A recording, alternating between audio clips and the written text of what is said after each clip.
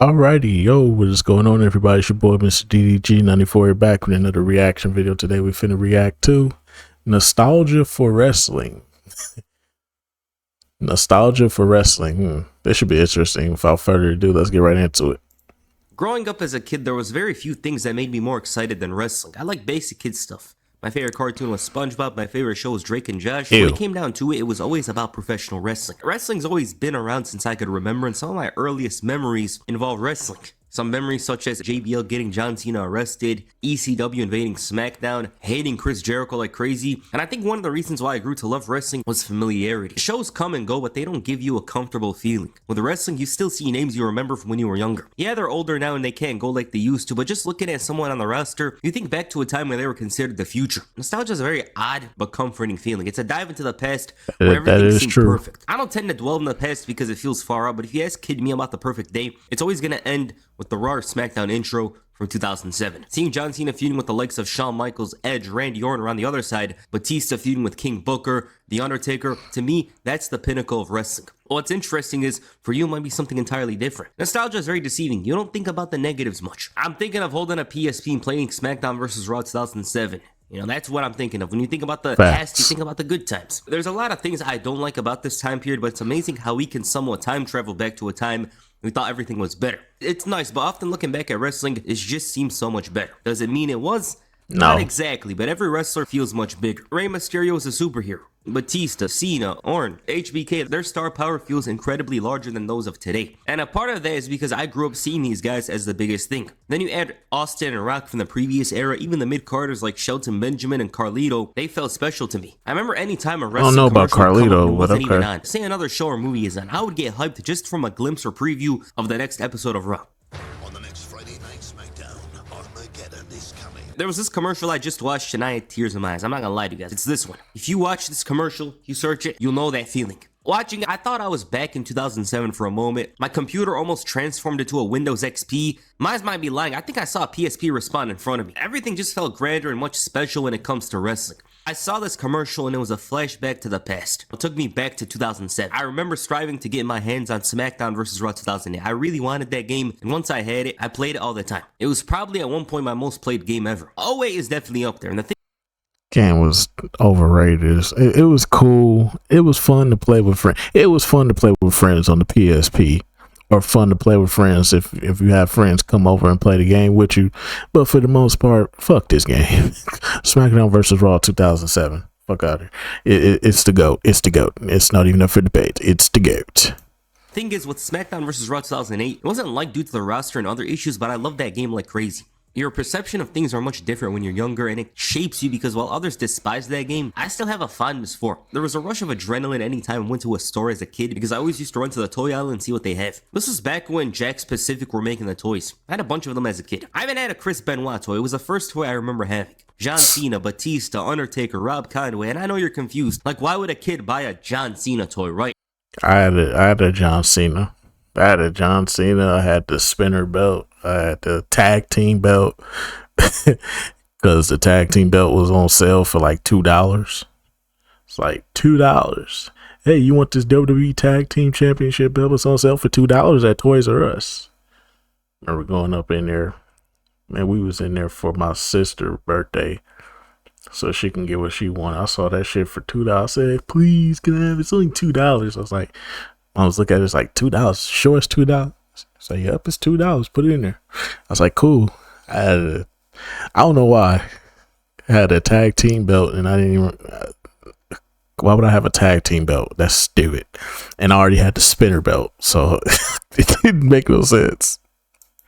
And by the way, that Rob Conway toy, I'm almost certain, like 100%, no offense to him, I think I'm almost certain I bought it because it had a ladder. You'd always be hyped to talk about wrestling at school, and I don't know how it is with kids nowadays, but when I was younger, almost everyone I knew watched wrestling. They're always talking about ratings or whatever, you know, from that time period, it's like, oh, ratings fell or whatever, but in my world, from what I remember, it felt like wrestling was still popular. Oh, why'd they book this? Well, we weren't thinking about that. My biggest worry was how Ray was going to overcome Chavo or how Batista was going to deal with Finley and King Booker. That alone makes your youth better. Oh, that was an amazing show. Then you learned that it apparently sucked. Funny part is, while you can go back to these shows and understand why some of these people hated it, the nostalgia boost helps you overlook it like crazy. Looking back, I used to spend a lot of time watching wrestling on YouTube. From the years of 2006 to 2011, I was scouring the internet for wrestling. That wasn't to say I wasn't watching a lot of wrestling in the later years, but those were the years that kind of shape you and you understand and learn more about professional wrestling.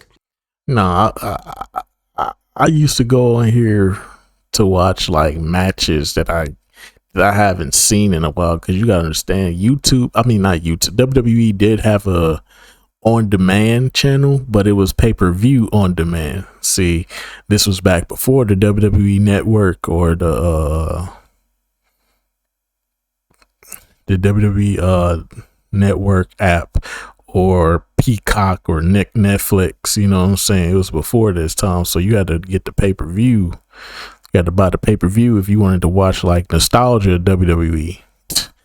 And that shit was trash. I ain't gonna hold you. That WWE 24/7 pay-per-view channel was ass. There's some old random toy videos I used to watch. These SmackDown 2 videos, Spider-Man and SmackDown Shut Your Mouth, but I mostly used to enjoy watching old stuff from 1998 to 2006. Daily Motion was where you went matches on YouTube if you wanted to watch some WWE. If everything was so convenient like nowadays, I would have been cooked. My mind would have been codified with professional wrestling and that's it. No space for anything else. And that's why there's some fondness for some of the older eras that I don't even remember. I really love the post-invasion pre-draft era for some reason, and I'd say it's because I watched so much from that time period. If there's one thing you gotta know about me, I really shill for that post-invasion pre-draft era a lot. You guys have to understand it. And the whole reason why I shill for is because some of my favorite videos and some of my favorite stuff that I used to watch as a kid on the old YouTube was from that time period. I remember watching WrestleMania 17 in its entirety for the first time. It was split into 17 or 29 parts. I don't remember, but it was a lot of parts. It was more than 15 of them. I don't remember, but it was 2008 and I thought I was cool for watching it. My favorite WrestleManias were 15, 17, 18, and 21. I think you could add 23 in there. I think I would go back in time and slap myself for liking 15 that much, but I was a kid. Back then, there was no worries. I would watch the 6-man Hell in a Cell, Team WWF versus the Alliance, and the promos for matches were crazy. This is one thing I gotta mention to you guys. Those would help you learn a lot about stories. They're almost a lost art now. And it's not because of the promo itself that WWE started doing these days, but because of the music behind it. The WWE's production of promos from the years of 1998 to 2009 were much different than the ones we see nowadays. The internet helped a lot with learning wrestling. Just thinking about the past, I always used to hope Brock Lesnar and Goldberg would return, because like when you watch the old videos, they just seemed so cool. Little did King B know. Then I saw the wrestling is fake videos and they were so confusing. What the hell is this? What am I looking at? We still watched it though, but it felt real to us. Like even though I knew wrestling had some elements that weren't real, I made sure to ignore those videos talking about, oh, wrestling is fake. Watch this proof. Never clicked on those videos ever. Never clicked on those videos. Like you could go into a wrestling rabbit hole of just pure fucking videos nonstop, and next thing you know, you'll see like 3 or 4 videos on the side talking about wrestling is fake. Proof right here. Wrestling is fake. Don't watch. Wrestling is fake. Wrestling is fake. Not for kids. Like bro, chill. Let me enjoy my wrestling in peace, okay? I know that it's not real, okay? I know that they faked the punches. I know that the shit is choreographed. I know that they predetermine who gonna win. But it's just like watching a fucking TV show or a movie. It's like the actors already know what's gonna happen. So why are you mad that it's fake? Like, dog, it's entertainment. If you're not entertained by it, then why talk about it or watch it? That's just my personal opinion. For certain people out there that act like that and act like, oh, wrestling is fake. Why you watch it? Like, come on, bro. It's like same reason you watch TV and movies. Same fucking thing. Wrestling is just a sports soap opera. So the same reason you watch Power or fucking whatever show is popular on Squid Games or whatever show is fucking popular on Netflix or HBO Max or Hulu, it's the same reason I watch wrestling. It's just for entertainment, bro. It's not that serious to me like it is to you. You taking it too, like the people that take it seriously are the people that keep trying to claim that it's fake. Like, clearly you the one that's taking it serious, because real wrestling fans don't take it that deep, bro. We know that it's not real, but it's entertainment for us. We get that you don't like it. If you don't like it, just say you don't like it. You don't gotta be that guy that be like, I hate those type of people that feel like they just gotta go out their way to prove how fake it is so they can get you to stop watching it. It's like, oh, just because you stop watching it. It's the same thing with kids that still believe in Santa Claus for a amount of time. It's the kids that knew that Santa Claus wasn't real, and it was the group of kids that didn't know Santa Claus was, that still thought Santa Claus was real. Don't ruin their happiness because you found out. Like, why you got to ruin other people's happiness for?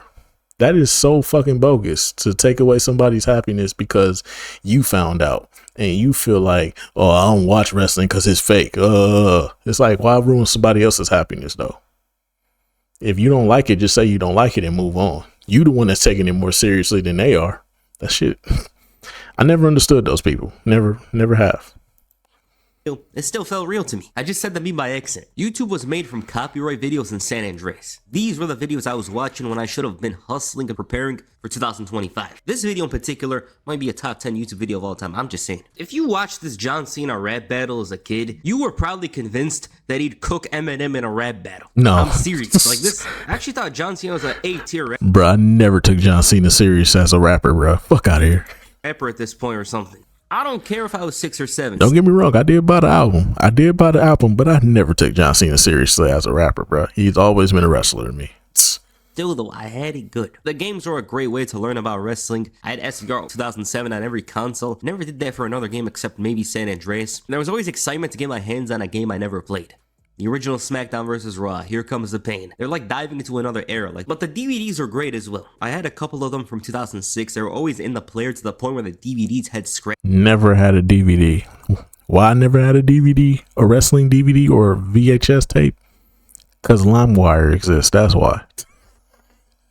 Shout out to LimeWire. RP to LimeWire, man. RP to the GOAT, man. For real. RP to the GOAT, bro.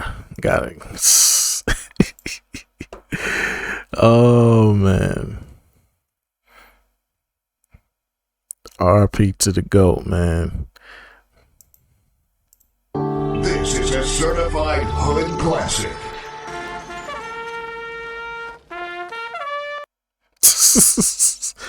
Hey, but anyways. Scratches. WrestleMania 22 and Unforgiven 2006 stopped working because anytime the event would end, I would replay it from the beginning. And looking back, I always wanted the Vengeance 2006 and SummerSlam 2006 DVDs. There's always that fondness for the youth, so whenever I look back at the build to WrestleMania 23, it feels out of this world. It's glamorous, and the whole point of this video is to talk about how we don't get that feeling anymore. A part of that reason we don't get that feeling is because we're not young anymore. You know, we've seen a lot. We've seen the cliches, we've seen the stories, everything about them. There's not much that surprises us now. And in addition, for as much as I focus on the product, I go on Twitter, someone's talking about something I didn't even notice. It's a different experience compared to how you are as a kid. I don't know about you guys, but it hasn't felt the same in so long. And this also elevates the prime years of your youth. You feel like, oh, it's much better than it is. Like WWE 2007 is horrible to many people. To me, it's the pinnacle of wrestling. There's a difference there. The shows had too much intrigue to them, and if you were like me, you would go to WWE.com and stare at the screen like a madman to see the results. I remember I couldn't believe... Shit, not me. I knew the websites to go to back then when when Twitch used to be Justin.tv. Niggas used to be live streaming WWE pay-per-views on there. I used to go to Justin.tv all the time to go watch pay-per-views. Then they got rid of that, so then it was going to Ustream. Ustream became the site. Then certain people started just putting it out there, but you had to go through like 500 pop-up clicks before you got to the actual website. You'd be clicking on the link, it keep taking to another website. Oh my god, I almost got in trouble one time, bro. Goddamn, like, bro, I clicked the link, the shit was just a complete fucking porno, just played right in there. I hit the link, I'm trying to click the link as many times as possible to get to the website. Nigga, a whole damn porno video just popped up on the screen. I'm like, oh my god, I almost got in trouble, bro. My heart almost sank. As soon as I clicked on it, said, I was like,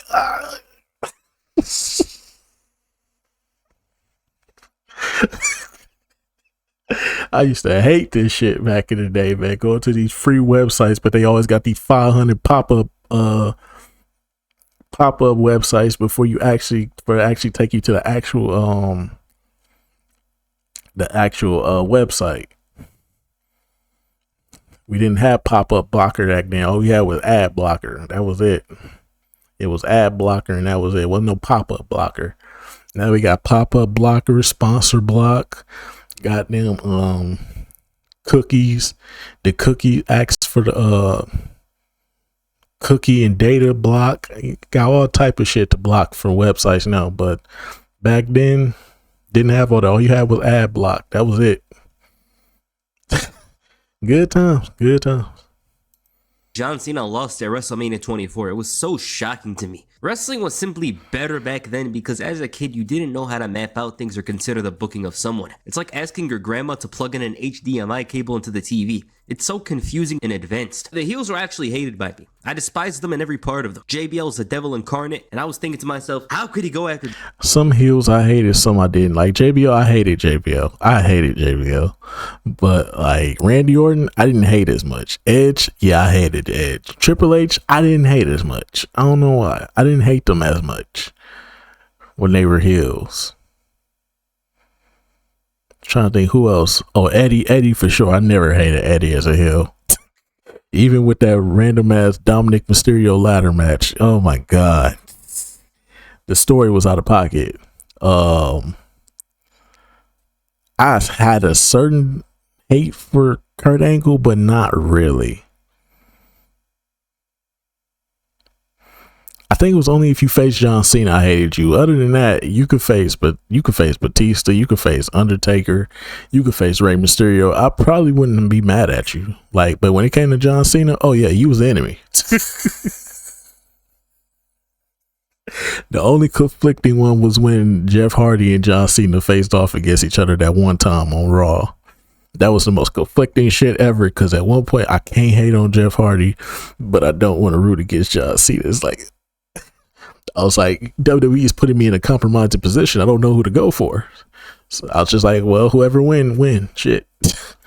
John Cena, why does he have Shawn Michaels as a modern day slave? Edge, why are you such a terrible human being? Why'd you attack Jeff Hardy? It was so easy for a heel to get on my nerves. It's great looking back. CM Punk was one of the last heels that really pissed me off as a kid because this man, he got rid of Jeff Hardy, used to beat up Rey Mysterio all the time. It was infuriating. Nostalgia is still deceiving to this day. And even back then, I remember people in the old YouTube comment section complaining about that era of WWE. It's a cycle, and sometimes you might fall into it. To put it simply, the fondness from that era comes from the age. I was young, and these guys that WWE presented as the big guys, such as John Cena, Batista, Jeff Hardy, these guys will always seem like megastars to me. Jeff Hardy back then was one of the most entertaining wrestlers because he could jump off stuff, sacrifice his body, all for the win, and I appreciated that. So looking back on Jeff Hardy, it's easy to understand why he appealed to everyone. He had me doing the Swanton Bomb too. Of course on a pillow, but it felt as if I was replicating him. Anytime I saw a table, I'd just think of a wrestling move, a folding chair, a ladder, you know the rest. Like anytime you see one of those foreign objects as they call them, you think about wrestling. But I was closely associated with wrestling until I was 10 years old. I'd put on USA Network on Monday and wait for Law and Order to finish so I can hear, yes sir, we promise you a great main event. Or on the other side,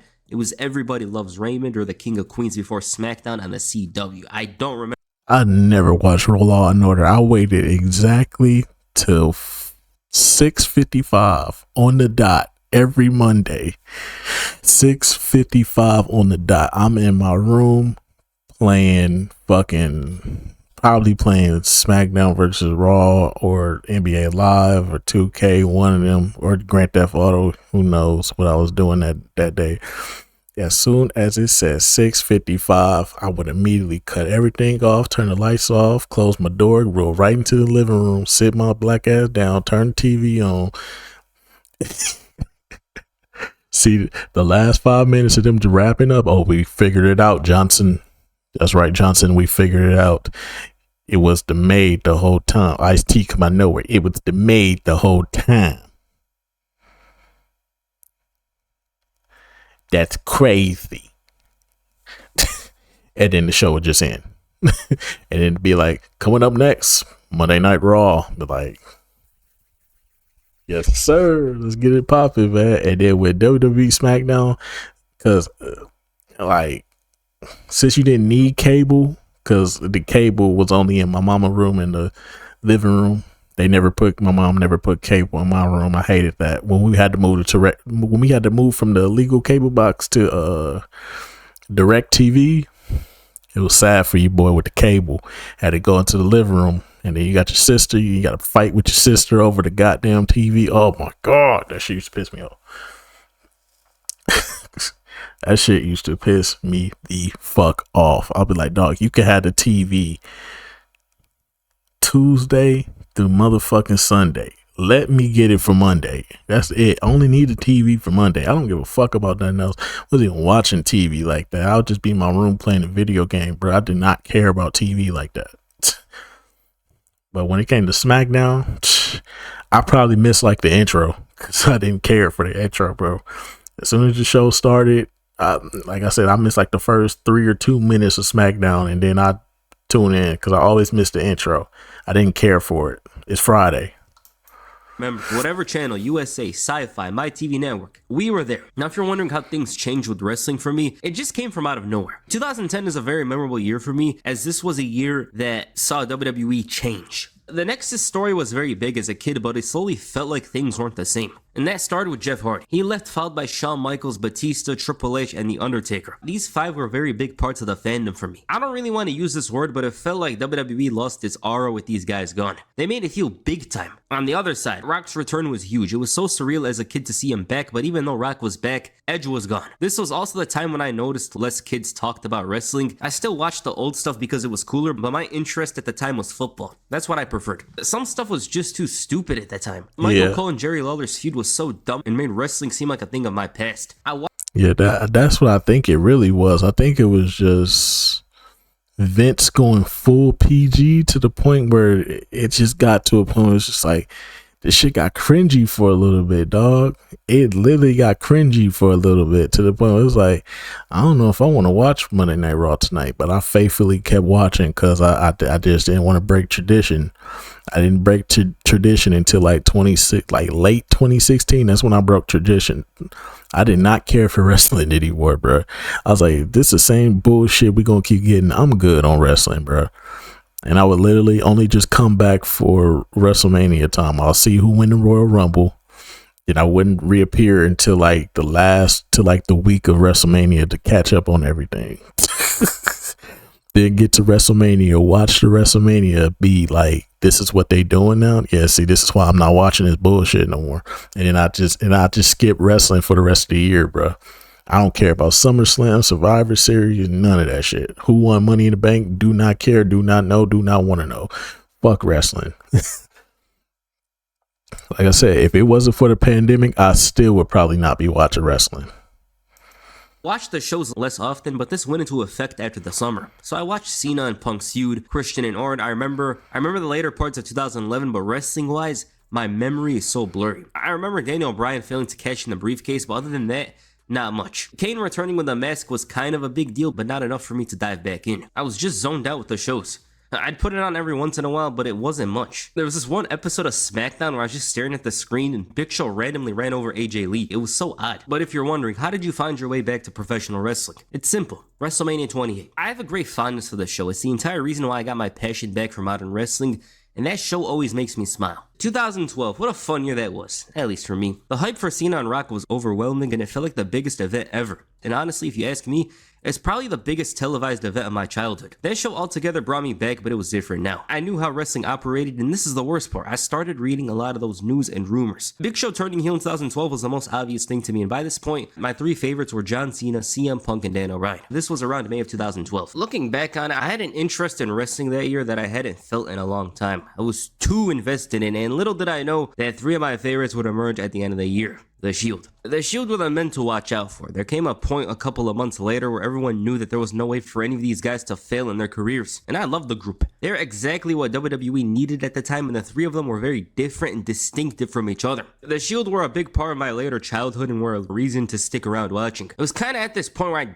didn't watch wrestling for certain individuals, although if you ask me, The Shield guys were a big part of it. It was more about the entire product. However, the product wasn't exactly lighting the world on fire. CM Punk left, Daniel Bryan was on and off due to injury, so the Shield guys carried. WWE changed the style a bit around 2014 to where the matches were much longer and looser than usual. I really love this change because it felt like half the roster had the shackles taken off them. Cesaro had some of his best performances in WWE around here. Rollins was insane. Ziggler was the most consistent wrestler on the roster, and John Cena unlocked another gear nobody knew he had in him. 2015 wasn't the best year for WWE, but I'll be lying if I said I wasn't having fun. The reason why is because it felt like a shift was happening. It's not the fact that 2015 was a good year. I still think that year wasn't exactly good. Rollins, Ambrose, Cesaro, Kevin Owens, I didn't really like the product a lot, but what helped me stick around was the insane matches that were happening on a weekly basis. Like every week on Raw and SmackDown, you see some crazy ass match you probably would have imagined to see 2 years ago. 2015 is very nostalgic and one of those years for wrestling I look back at and think, wow, I didn't care about anything except wrestling during that year. Well, WrestleMania 32 was a disappointment. That's very true. 2015 just was a year of good wrestling. It wasn't the best with storytelling, and character development was fucking terrible this year. But in ring work, like when they got in the ring, the matches were fucking fire, bro. That was one of the best things about 2015, in my personal opinion. That's why I said, while everybody was booing Roman Reigns was putting in some of the best work in the ring. Like, I didn't fall into the booing and all that stuff. I was just anticipating in the ring stuff. Like, yeah, he sucks at promos, but his in-ring work, what is his in-ring work? Like, yo, his in-ring work is solid. He could tell a story. He can definitely do his thing. The only match I think I hated from 2015 with Orton, Roman was him and Orton, was him and Randy. That match they had, I think it was a SummerSlam or something like that. This nigga took 3 RKOs and one off one spear. He spears Randy Orton one time and Randy Orton loses the match. That kind of pissed me off. But aside from that though, 2015 was a solid year.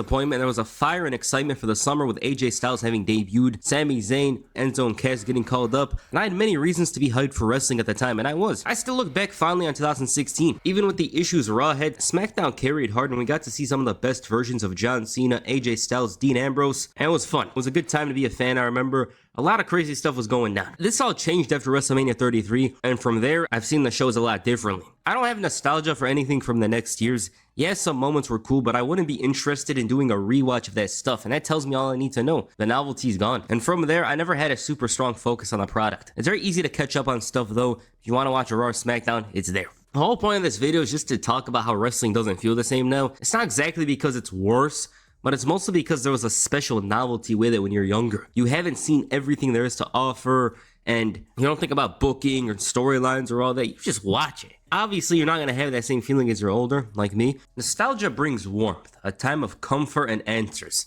Life is always uncertain, but a dive into the past has no worries because we already know the outcome. Nostalgia could never be bad. It only highlights the great times and elevates them to an almost unrealistic standard. This standard is incredibly unfair and unjust to the future. At times, a terrible song or movie's quality is strongly masked and suppressed if it came at a great time in your life. And it's clear that nostalgia is a lie in some ways. Professional wrestling eras come and go.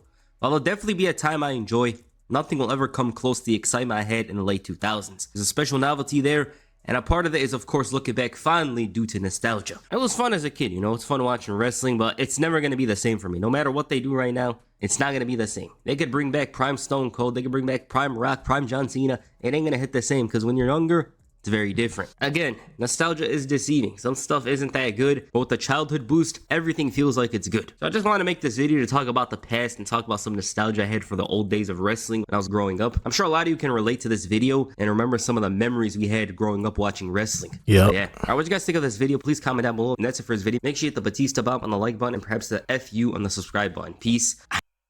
Alrighty, man. Let's just go about do it for this one, man. Most definitely nostalgia for the goddamn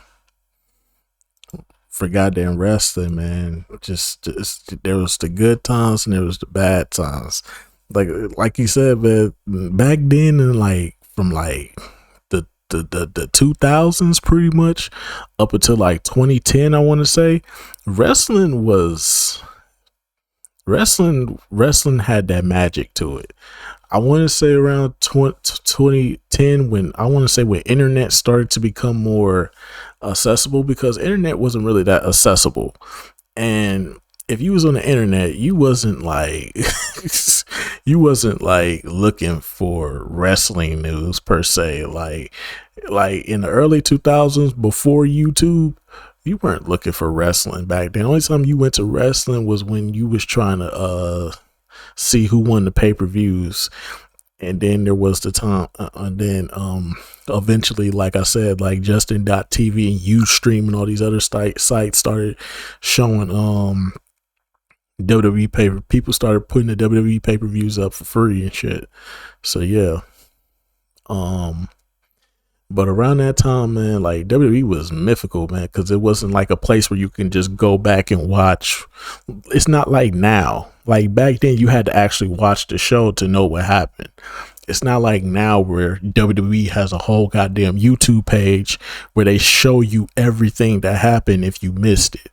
Like if you missed it, you just missed it. Like like seeing that Triple H and Randy Orton feud for WrestleMania 25. If you missed it, you missed it. Like seeing Randy Orton beat the shit out of all the McMahons, and then him and Triple H go at it. Then Triple H bust into his house and beat his ass and throw him out the goddamn window. But if you missed it, you missed it. It just was what it was. Like, and that's when YouTube was around at that time. But like people weren't going to YouTube for highlights. Like WWE wasn't like big on the highlights at the time, because they were still like more like you have to watch the show to know what happened.